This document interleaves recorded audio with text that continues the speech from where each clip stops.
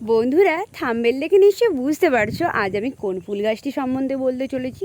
এই ফুল গাছটি সম্বন্ধে তোমাদের অনেকেরই জানা আছে, আবার অনেকেরই জানা নেই। তো চলো ভিডিওটা বেশি দেরি না করে শুরু করি। আচ্ছা, এই ফুল গাছগুলি তোমরা হয়তো রাস্তার ধারে কোথাও ঘুরতে গেলে দেখতে পাবে, অনেকে আবার দেখতে পাওনি। তোমাদের এই ফুল গাছ সম্বন্ধে গুণাগুণগুলি বলি।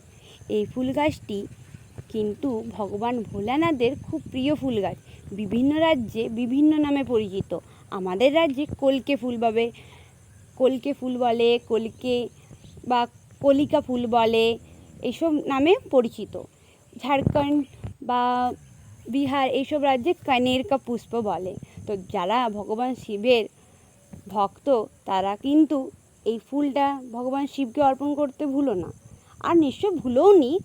এই ফুল গাছটি যদি তোমরা ভগবান শিবের মাথার উপরে দাও এবং অশোক সুন্দরী মায়ের শিবলিঙ্গ যে জায়গায় হয়, অশোক সুন্দরী মায়ের যে স্থানটি, সেই স্থানে দাও আর এক লোটা এক ঘটি জল তাকে অর্পণ করো, শুধু জল আর কানের কা পুষ্পই যদি অর্পণ করো এই ফুল গাছ কলকে ফুলটি, তাহলে কিন্তু তোমাদের সমস্ত মনোবাসনা পূরণ হবে। ভগবান শিব ভোলেনাথ নামেও পরিচিত। ভগবান শিবের কিছু চাই না, তার শুধু একটু জল, একটু ফুল, বেলপাতা এইসব হলেই হয়ে যায়, তাই তার নাম ভোলানাথ। এই ফুলটা কিন্তু তার মধ্যে একটা প্রিয় ফুল।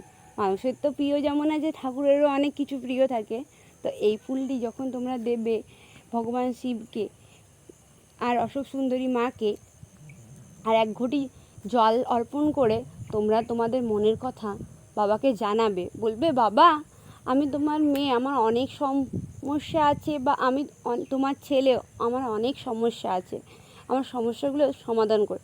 বাবা দেখবে তোমাদের নিশ্চয়ই অনেক সমস্যার সমাধান করে দেবে। তো এই ফুল গাছটি কিন্তু তোমাদের বাড়িতেও লাগিয়ে রাখবে। সবসময় তো রাস্তাঘাটে যেয়ে ফুল তুলতে পারবে না। এই ফুল গাছটি যদি তোমাদের বাড়িতে থাকে, বাবা কিন্তু অনেক খুশি হবে। ভগবান শিব তোমাদের বাড়ির পাশে, তোমাদের বাড়ির আশেপাশে থাকবে, তোমাদের মনে হবে বাবা এমনিতে সব জায়গায় আছে, কিন্তু একটা হয় না, কোনো কোনো গাছ, কোনো কোনো উদ্ভিদ আমাদের ঈশ্বরের কাছে আনতে, ঈশ্বরের কাছে পৌঁছতে সাহায্য করে। সেরকম এই একটি গাছ। এই গাছটি হলুদ রঙের ফুল ফোটে, তোমরা দেখে চিনতে পারবে। এটি একটু কলকে টাইপের দেখতে হয়। কলকে তো নিশ্চয়ই সবাই চেনো। তো এর জন্য এই ফুল গাছটিকে অনেকে কলকে ফুল বলে।